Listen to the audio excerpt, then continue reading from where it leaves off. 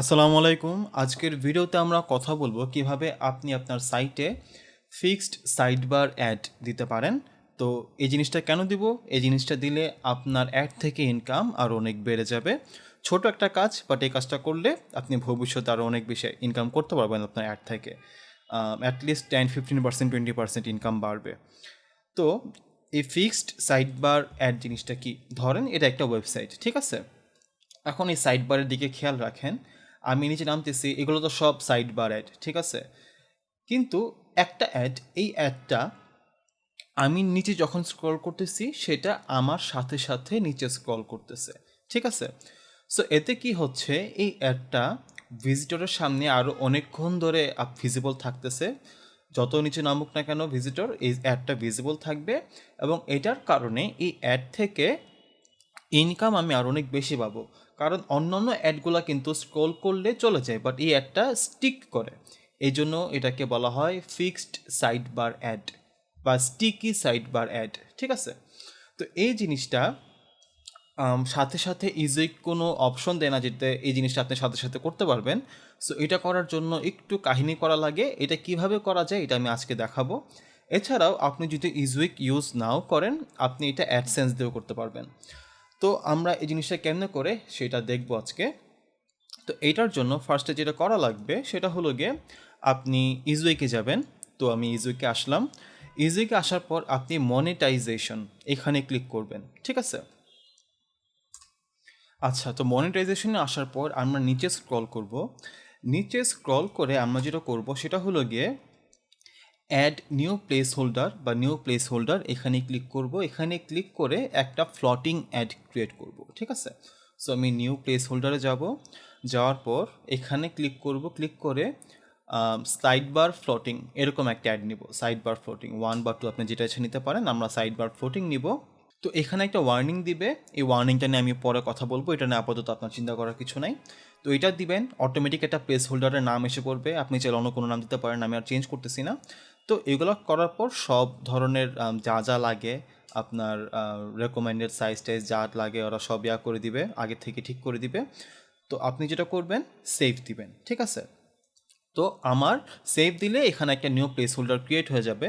তো আমার একটা প্লেস হোল্ডার আগের থেকে ক্রিয়েট করা আছে, এই যে আপনার এইরকম side bar floating ad type. তো এটা ক্রিয়েট হওয়ার পর আপনি কি করবেন, এইখানে ক্লিক করবেন। এই আইকনটায় ক্লিক করে তারা এই অ্যাডটার এই প্লেস হোল্ডারটার জন্য একটা কোড দিবে, ঠিক আছে? তো আপনি এইখানে ক্লিক করবেন। ক্লিক করলে ওটা কপি হয়ে যাবে। কপি করে একটা নোটপ্যাডে গিয়ে এই কোডটা পেস্ট করে রাখবেন। তো এখানে আমি একটা কোড পেস্ট করে রাখছি। তো এই কোডটা আপনার থাকা লাগবে। এখন যদি আপনার ইজুইক না থাকে, আপনি যেটা করতে পারেন সেটা হলো গিয়ে অ্যাডসেন্সে গিয়ে আপনি একটা অ্যাড বানাবেন। ভার্টিক্যাল অ্যাড হলে ভালো হয় আই থিঙ্ক, বা আপনি চাইলে স্কোয়ার এরকমও বানাতে পারেন। তো অ্যাড বানানোর পর ওই অ্যাডের যে কোডটা ওইটা আপনি এখানে এরকম নিয়ে রাখবেন, ঠিক আছে? ফাইন। তো এই কাজটা করলেন। এখন আমাদের আর ইজুইকে কোনো কাজ নাই। তো ধরেন আমরা এই সাইট, এটা আমার একটা ক্লায়েন্টের সাইট।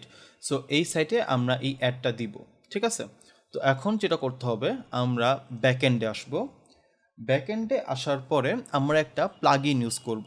এই প্লাগইনটা সাইড বারের কোনো একটা উইজেটকে সে স্টিকি করে দেয়। আমি যখন করব তখন আপনারা দেখবেন। তো আমরা একটা প্লাগইন ইনস্টল করব। আমি প্লাগইনে গিয়ে অ্যাড নিউতে গেলাম। অ্যাড নিউতে এসে আমরা সার্চ করব ফিক্সড উইজেট লিখে। এটা লেখার পর এই যে ফার্স্ট যে প্লাগইনটা আসতেছে থমাস মায়ারের এবং ম্যাক্স বন্ডের, সো ওইটা আমরা ইনস্টল করব।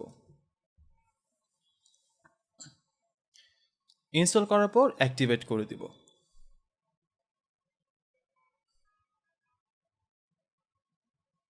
ওকে, অ্যাক্টিভেট হয়ে গেল। এখন আপনাকে যেটা করা লাগবে সেটা হলো গিয়ে আপনি অ্যাপিয়ারেন্সে গিয়ে উইজেটে যাবেন। উইজেট কি? উইজেট হলো গিয়ে এই সাইড বারের যত জিনিস আছে সব কিছু উইজেট দিয়ে আমরা কন্ট্রোল করতে পারি। তো উইজেটে আসার পর আপনার থিম অনুযায়ী এইখানে যা দেখতেছেন এটা ভিন্ন ভিন্ন হবে, বাট আপনার যেই থিমই থাকুক না কেন আপনি এখানে এক্সট্রা উইজেট ইনসার্ট করার অপশন পাবেন, লাইক এরকম প্লাস চিহ্ন থাকবে, ঠিক আছে? তো এখানে ফার্স্টে এই সাইটে এই উইজেটটা অলরেডি আগে থেকে ইনস্টল করা আছে, তার জন্য এখানে একটা উইজেট দেখাচ্ছে। তো এর নিচে আমরা এই ফিক্সড উইজেটটা করব, স্টিকি সাইড বার একটা দিব। একটা জিনিস খেয়াল রাখা লাগবে, এই যে স্টিকি সাইড বারে একটা দিচ্ছি, এর নিচে কোনো উইজেট থাকা যাবে না।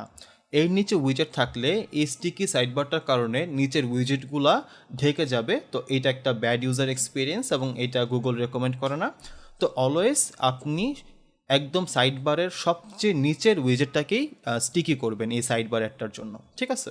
সো এখানে কিন্তু এগুলোতে কোনো কিন্তু নেই, কি বলবো, এই সাইডবার এখানে কিন্তু কোনো কোড টোড দেওয়া নাই। সো সাইডবারে একটা উইজেটই আছে এবং এই উইজেটের পরে আমরা এখানে এই ফিক্সড অ্যাড উইজেটটা দিব, ফিক্সড সাইডবার অ্যাড উইজেটটা দিব। এটার নিচে খেয়াল রাখবো যাতে অন্য কোনো উইজেট না থাকে, এই উইজেটে সবার নিচে থাকা লাগবে। ওকে, আই হোপ বুঝতে পারছি। তো এখন আমরা প্লাসে ক্লিক করব, প্লাসে ক্লিক করে কাস্টম এইচটিএমএল এই উইজেটটা নিব। এটা নেওয়ার পর আমরা যে কোডটা কপি করছিলাম সেটা এখানে পেস্ট করে দিব। পেস্ট করার পরে এখানে আরেকটা মজার কাজ করতে হবে, সেটা হলো গিয়ে এই যে আমরা প্লাগইনটি ইনস্টল করলাম, এটা ইনস্টল করার কারণে এখানে কিছু অপশন আমরা পাবো, আনফিক্সড উইজেট, ফিক্সড উইজেট, স্টপ উইজেট। আমরা ফিক্স উইজেটে ক্লিক করব, ঠিক আছে? এখানে ক্লিক করে আমরা আপডেট দিয়ে দিব।